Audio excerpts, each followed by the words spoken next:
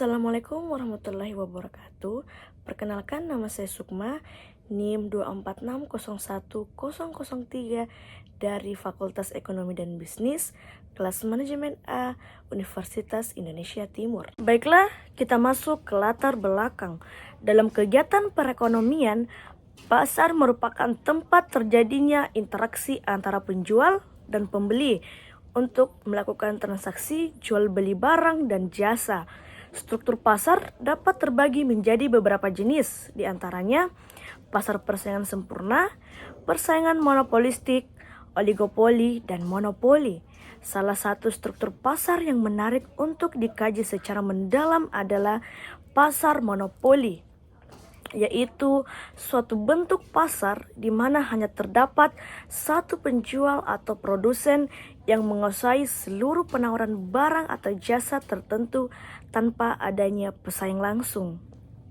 Kita masuk ke pembahasan yang pertama, yaitu konsep dan pengertian pasar monopoli. Terbagi menjadi beberapa bagian, yaitu yang pertama, definisi pasar monopoli. Yang kedua, perbedaan pasar monopoli dengan pasar persaingan sempurna. Dan yang ketiga, contoh umum pasar monopoli. Definisi pasar monopoli. Pasar monopoli merupakan salah satu bentuk struktur pasar yang memiliki karakteristik paling ekstrem dibandingkan dengan bentuk pasar lainnya. Dalam pasar monopoli, hanya terdapat satu produsen atau penjual yang menguasai seluruh penawaran suatu jenis barang atau jasa tertentu di pasar. Sementara konsumen tidak memiliki alternatif lain untuk memperoleh barang atau jasa tersebut. Dengan demikian, perusahaan monopolis memiliki kekuatan penuh untuk menentukan harga dan jumlah output tanpa adanya persaingan langsung dari produsen lain. Secara etimologis, istilah monopoli berasal dari bahasa Yunani, yaitu monos, yang berarti satu, dan polein yang berarti menjual. Jadi, monopoli secara harfiah berarti penjual tunggal. Dan yang kedua, perbedaan pasar monopoli dengan pasar persaingan sempurna. Pasar monopoli dan pasar persaingan sempurna merupakan dua bentuk struktur pasar yang sangat berbeda secara fundamental. Perbedaan ini mencakup berbagai aspek seperti pelaku usaha, kemampuan menentukan harga, sifat produk yang dijual, serta hambatan untuk masuk ke dalam pasar. Pertama, dari segi jumlah penjual, pasar monopoli hanya memiliki satu produsen atau penjual yang menguasai seluruh pasar untuk barang atau jasa tertentu. Sebaliknya, pasar persaingan sempurna terdiri dari banyak penjual yang menawarkan produk yang sama, sehingga tidak ada satupun penjual yang memiliki kekuatan pasar untuk memengaruhi harga. Dan yang kedua, dalam hal kemampuan menetapkan harga, perusahaan monopoli bersifat sebagai price maker, yaitu dapat menentukan harga sendiri karena tidak memiliki pesaing. Dan yang ketiga, contoh umum pasar monopoli. Pasar monopoli dapat ditemukan dalam berbagai sektor ekonomi, terutama pada sektor-sektor yang menyangkut kepentingan publik, memiliki hambatan masuk yang tinggi, atau dilindungi oleh hukum dan regulasi pemerintah. Adapun beberapa contoh umum pasar monopoli, baik secara teori maupun praktik nyata yang sering dijumpai dalam kehidupan sehari-hari, yaitu yang pertama, perusahaan listrik negara atau PLN, dan yang kedua, perusahaan daerah air minum atau PDAM, dan PT Kereta Api Indonesia atau KAI. Perusahaan listrik negara atau PLN adalah contoh nyata pasar monopoli di sektor kelistrikan. Di banyak wilayah Indonesia, PLN menjadi satu-satunya penyedia layanan listrik bagi masyarakat dan industri. Tidak ada perusahaan lain yang diperbolehkan mendistribusikan listrik secara langsung ke pelanggan rumah tangga, sehingga PLN memiliki kekuasaan penuh dalam menetapkan tarif dan sistem layanan, meskipun tetap diawasi oleh pemerintah melalui regulasi harga. Dan yang kedua, perusahaan daerah air minum atau PDAM. PDAM merupakan perusahaan milik daerah yang mengelola distribusi air bersih kepada masyarakat di berbagai kota dan kabupaten Indonesia. Karena infrastruktur distribusi air bersih bersifat lokal dan memerlukan investasi besar, hampir tidak ada pesaing bagi PDAM di wilayah operasionalnya. Hal ini menjadikan PDAM sebagai monopoli lokal. Dan yang terakhir, PT Kereta Api Indonesia atau KAI. PT KAI adalah satu-satunya perusahaan yang menyediakan layanan transportasi kereta api antar kota di Indonesia. Dengan tidak adanya pesaing dalam moda transportasi rel, KAI menjalankan fungsi monopoli, khususnya dalam pengoperasian jalur kereta api reguler. Meskipun perusahaan ini diawasi oleh pemerintah, pengguna tidak memiliki alternatif lain dalam sektor ini. Kita masuk ke pembahasan yang kedua, yaitu ciri-ciri pasar monopoli. Yang pertama, hanya ada satu penjual atau produsen. Dan yang kedua, tidak ada barang pengganti yang dekat. Ketiga, hambatan masuk yang tinggi. Keempat, produsen sebagai penentu harga atau price maker. Dan yang kelima, informasi tidak sempurna. Di sini saya akan menjelaskan yang pertama, yaitu hanya ada satu penjual atau produsen. Baik, saya akan menjelaskan apa itu hanya ada satu penjual atau produsen. Ciri paling mendasar dari pasar monopoli adalah adanya satu-satunya penjual atau produsen yang menguasai seluruh pasar untuk suatu barang atau jasa tertentu. Dalam struktur pasar ini, perusahaan monopoli menjadi satu-satunya pihak yang menyediakan produk tersebut. Sehingga tidak ada perusahaan lain yang menjadi pesaing langsung dalam pasar yang sama. Ketiadaan pesaing ini menyebabkan perusahaan monopoli memegang kekuasaan penuh. Artinya, perusahaan tersebut bebas menentukan harga, jumlah barang yang diproduksi, dan strategi pemasaran tanpa harus mempertimbangkan reaksi dari perusahaan lain. Dan yang kedua, tidak ada barang pengganti yang dekat, yang dimana salah satu ciri khas pasar monopoli adalah barang atau jasa yang ditawarkan oleh produsen tidak memiliki substitusi atau pengganti yang dekat. Artinya, tidak ada produk lain di pasar yang memiliki fungsi, manfaat, atau kualitas yang setara dan bisa menggantikan produk tersebut secara langsung dalam kebutuhan konsumen. Karena tidak adanya barang substitusi yang memadai, konsumen tidak memiliki alternatif lain selain membeli produk dari produsen monopoli.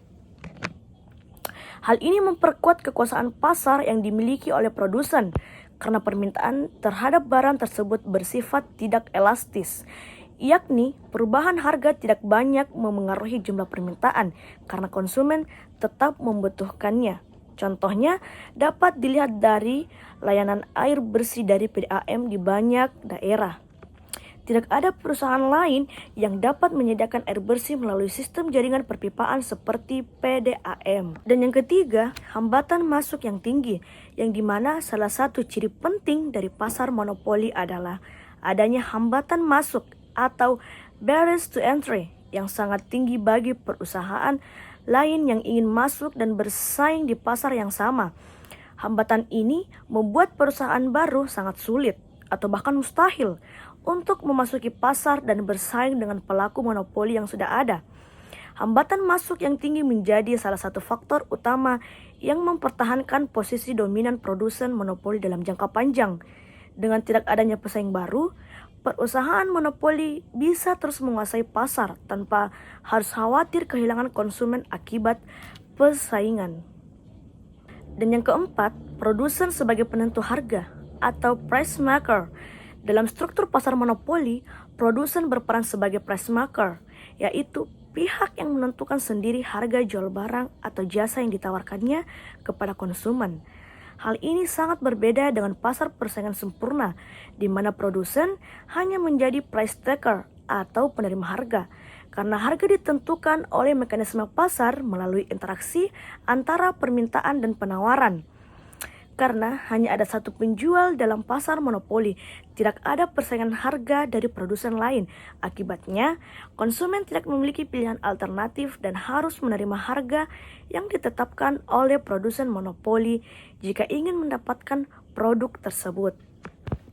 Dan yang kelima, informasi tidak sempurna, yang dimana dalam pasar monopoli, salah satu karakteristik yang membedakannya dari pasar persaingan sempurna adalah adanya ketidakseimbangan atau ketidaksempurnaan informasi antara produsen dan konsumen.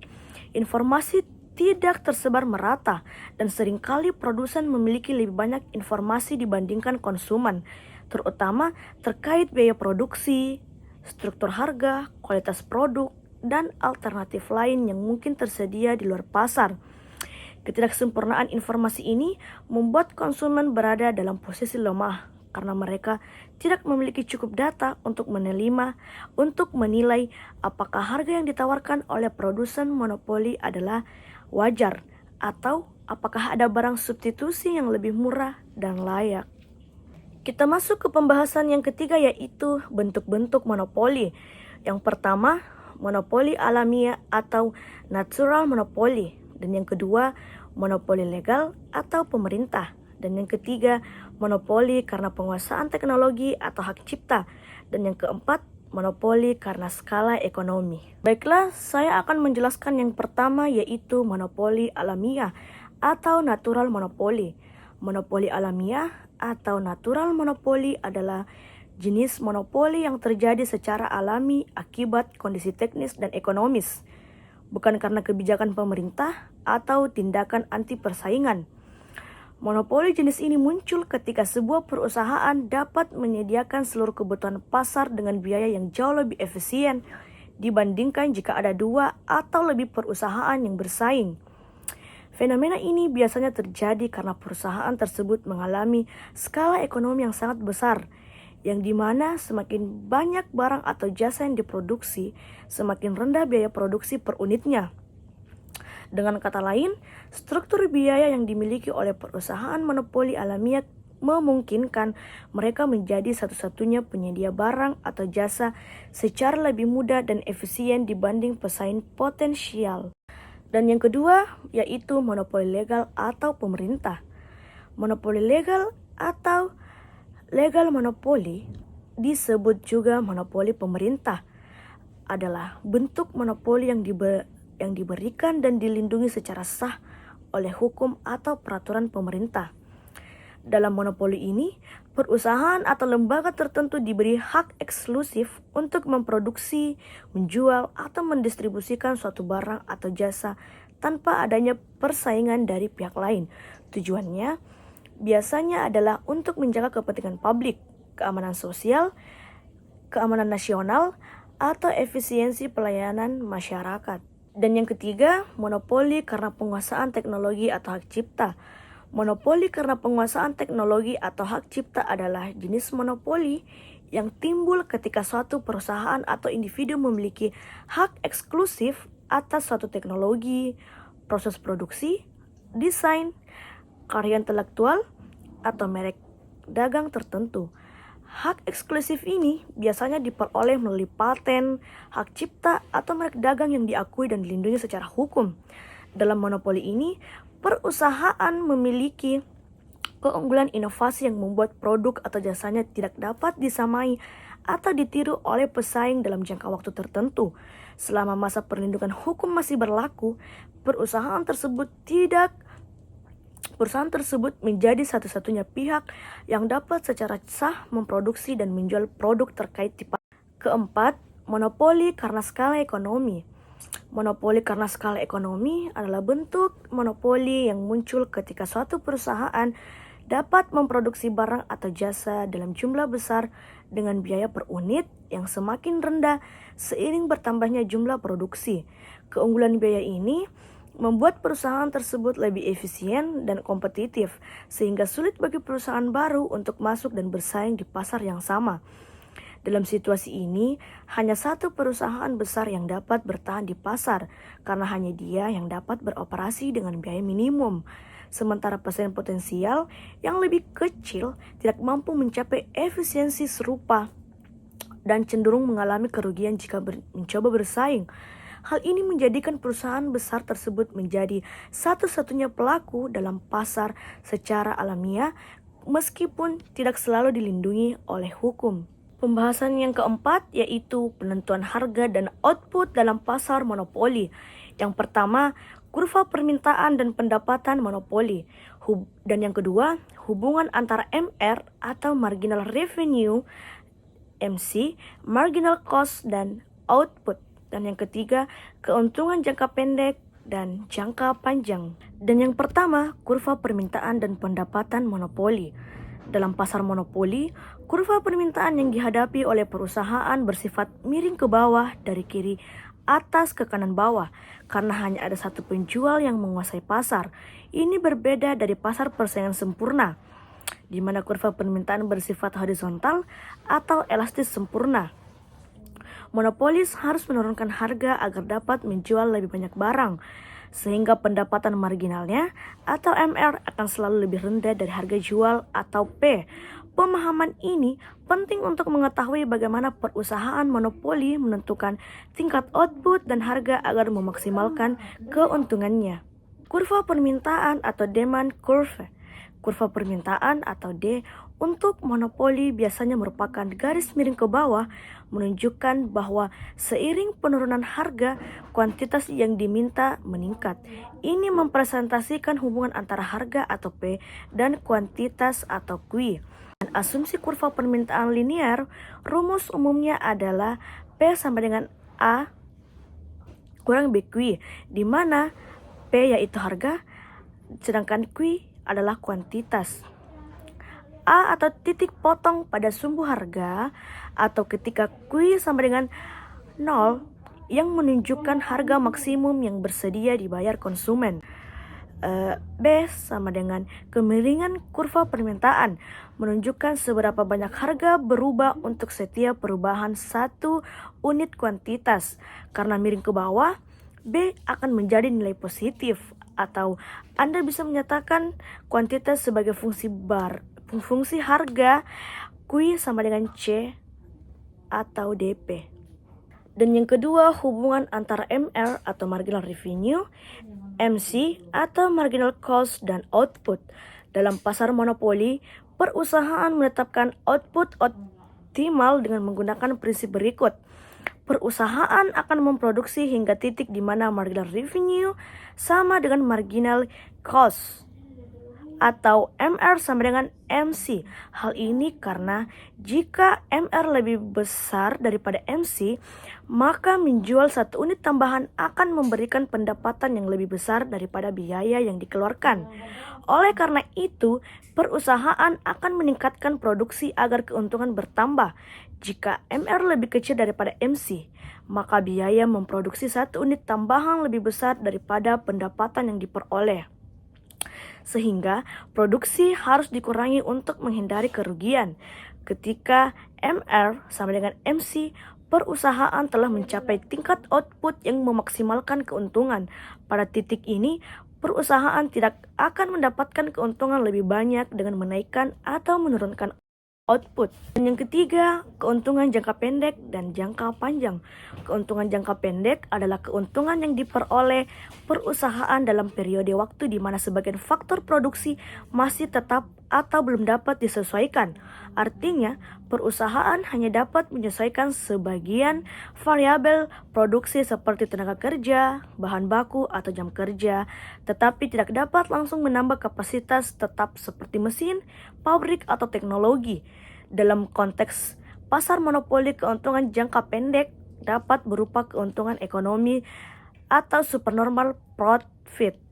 Sedangkan keuntungan jangka panjang adalah keuntungan yang diperoleh perusahaan dalam periode waktu yang cukup lama, sehingga semua faktor produksi dapat disesuaikan, termasuk investasi dalam kapasitas baru, teknologi, tenaga kerja, dan ekspansi usaha. Dalam jangka panjang, perusahaan memiliki fleksibilitas penuh untuk mengoptimalkan operasionalnya. Pada pasar monopoli, tidak adanya pesaing yang bisa masuk karena hambatan masuk yang tinggi membuat perusahaan dapat mempertahankan keuntungan ekonomi secara berkelanjutan dalam jangka yang panjang. Kita masuk ke pembahasan yang kelima, yaitu dampak monopoli terhadap konsumen dan pasar. Yang pertama, efisiensi dan ketidakefisienan pasar. Yang kedua, diskriminasi harga dalam monopoli. Dan yang ketiga, kerugian konsumen atau deadweight loss. Dan yang keempat, dampak sosial dan ekonomi. Itu yang pertama, efisiensi dan ketidakefisienan pasar. Efisiensi pasar adalah kondisi di mana sumber daya ekonomi digunakan secara optimal untuk menghasilkan barang dan jasa sesuai dengan kebutuhan masyarakat. Dalam sistem pasar yang efisien, barang dan jasa diproduksi pada jumlah dan jenis yang tepat dengan biaya serendah mungkin, serta didistribusikan kepada konsumen yang paling menghargainya. Sebaliknya, ketidakefisienan pasar terjadi ketika alokasi sumber daya tidak optimal yang menyebabkan pemborosan, kehilangan surplus ekonomi, atau produksi yang tidak sesuai dengan permintaan masyarakat. Yang kedua, diskriminasi harga dalam monopoli. Diskriminasi harga atau price discrimination dalam konteks pasar monopoli adalah suatu strategi di mana perusahaan monopoli menjual produk yang sama kepada konsumen yang berbeda dengan harga yang tentunya berbeda juga.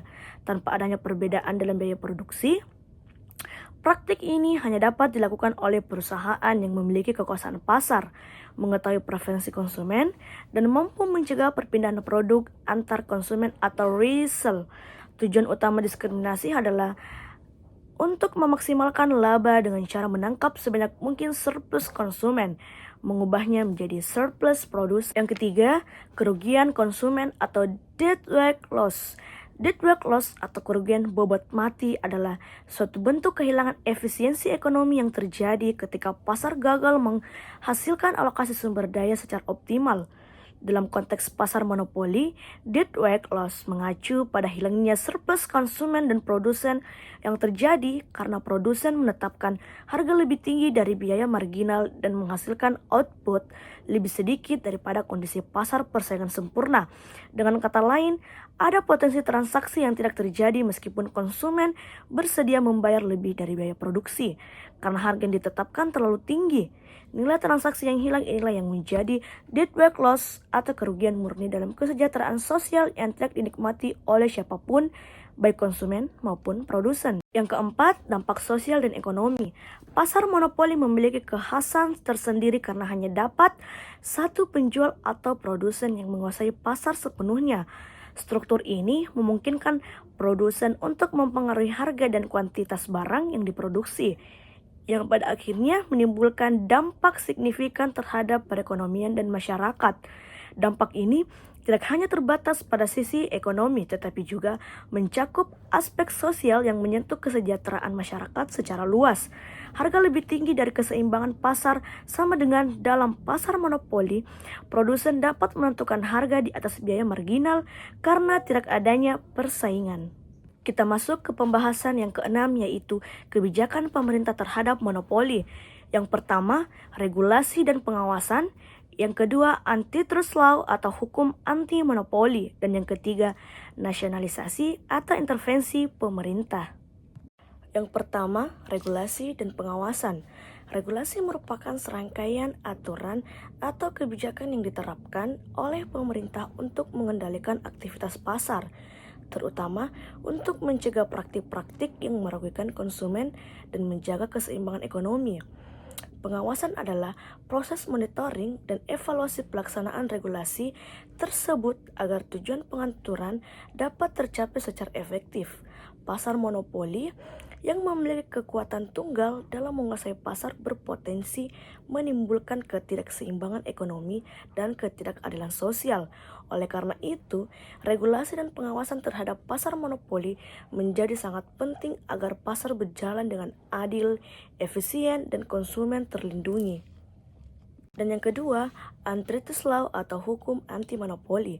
Antitrust law atau yang dikenal sebagai hukum anti monopoli adalah kumpulan aturan dan peraturan yang dibuat oleh pemerintah untuk mencegah dan mengatasi praktik monopoli, kartel, dan perilaku bisnis tidak sehat yang merugikan persaingan di pasar. Tujuan utamanya adalah memastikan terciptanya persaingan usaha yang sehat sehingga pasar dapat berfungsi secara efisien dan adil bagi seluruh pelaku ekonomi. Dan yang ketiga, nasionalisasi atau intervensi pemerintah. Nasionalisasi adalah proses di mana pemerintah mengambil alih kepemilikan dan pengelolaan perusahaan atau industri yang sebelumnya dikuasai oleh pihak swasta, terutama jika sektor tersebut dianggap strategis atau penting bagi kepentingan nasional. Sedangkan intervensi pemerintah adalah segala bentuk campur tangan negara dalam pasar atau kegiatan ekonomi untuk mengatur, mengendalikan, atau mengubah proses pasar agar sesuai dengan kepentingan umum dan tujuan pembangunan nasional. Kita masuk ke pembahasan yang ketujuh atau pembahasan yang terakhir, yaitu studi kasus atau contoh nyata monopoli. Yang pertama, contoh nyata perusahaan monopoli di Indonesia seperti PLN dan PDAM. Yang kedua, contoh monopoli global seperti Microsoft sebelum adanya pesaing kuat. Yang pertama, contoh perusahaan monopoli di Indonesia seperti PLN dan PDAM. Dalam konteks pasar monopoli di Indonesia, terdapat beberapa perusahaan yang berperan sebagai satu-satunya penyedia barang atau jasa di sektor tertentu. Perusahaan-perusahaan ini biasanya bergerak di bidang layanan publik yang dianggap strategis dan vital bagi masyarakat. Adapun contoh perusahaan monopoli di Indonesia yaitu yang pertama, perusahaan listrik negara atau PLN, dan yang kedua, perusahaan daerah air minum atau PDAM. Perusahaan listrik negara atau PLN adalah perusahaan milik negara yang memiliki hak eksklusif dalam penyediaan listrik di Indonesia. PLN bertanggung jawab dalam produksi, distribusi, dan penjualan listrik ke seluruh wilayah Indonesia, sehingga menjadikannya sebagai monopoli alamiah di sektor kelistrikan. Karena infrastrukturnya yang sangat besar dan biaya investasi yang tinggi, sulit bagi pihak lain untuk bersaing di sektor ini. Fungsinya menyediakan layanan listrik secara menyeluruh kepada masyarakat dan sektor industri. Dan yang kedua, perusahaan daerah air minum atau PDAM. Perusahaan daerah air minum atau PDAM adalah perusahaan daerah yang bertugas menyediakan air bersih untuk kebutuhan rumah tangga, industri, dan komersial di daerah-daerah tertentu. PDAM biasanya memiliki monopoli dalam penyediaan air bersih di wilayah operasinya karena jaringan distribusi air yang luas dan investasi infrastruktur yang besar. Fungsinya menyediakan air bersih yang aman dan terjangkau bagi masyarakat lokal. Dan yang kedua, contoh monopoli global seperti Microsoft sebelum adanya pesaing kuat. Pasar monopoli tidak hanya terjadi di tingkat nasional, tetapi juga dapat muncul pada perusahaan besar berskala global yang mendominasi pasar dunia dalam bidang tertentu. Adapun beberapa contoh perusahaan global yang pernah atau masih memiliki karakteristik monopoli di pasar internasional, yaitu Microsoft. Microsoft pada tahun 90-an hingga awal 2000-an, Microsoft adalah contoh perusahaan yang hampir memiliki monopoli di pasar sistem operasi komputer pribadi atau PC dengan produk unggulannya Windows. Microsoft mendominasi pasar ini dengan pasar-pasar yang sangat besar, sehingga hampir semua komputer pribadi di seluruh dunia menggunakan sistem operasi Windows. Dan yang kedua, dominasi pasar. Microsoft Windows menguasai lebih dari 90% pangsa pasar sistem operasi PC. Dan yang ketiga, karakteristik monopoli. Hampir tidak ada pesaing yang mampu menandingi dominasi Windows di pasar sistem operasi PC. Dan yang keempat, isu hukum. Microsoft menghadapi gugatan antitrust di Amerika Serikat dan Uni Eropa karena dianggap melakukan praktik anti persaingan seperti bundling software dan menghalangi pesaing. Dan yang terakhir atau yang kelima, perubahan pasal, yang dimana munculnya sistem operasi alternatif seperti Linux dan macOS serta perkembangan teknologi baru mulai mengurangi dominasi Microsoft. Kesimpulan dari pasar monopoli adalah suatu bentuk pasar yang hanya memiliki satu penjual yang menguasai seluruh penawaran barang atau jasa tertentu. Ciri utama pasar monopoli meliputi keberadaan satu produsen tunggal, produk yang unik tanpa substitusi, hambatan masuk yang tinggi bagi pesaing baru, serta kemampuan produsen untuk mengendalikan harga. Baik, Itulah tadi materi yang dapat saya jelaskan yang berjudul Pasar Monopoli. Kurang dan lebihnya mohon dimaafkan apabila ada salah kata. Wabillahi taufiq wal hidayah. Wassalamualaikum warahmatullahi wabarakatuh.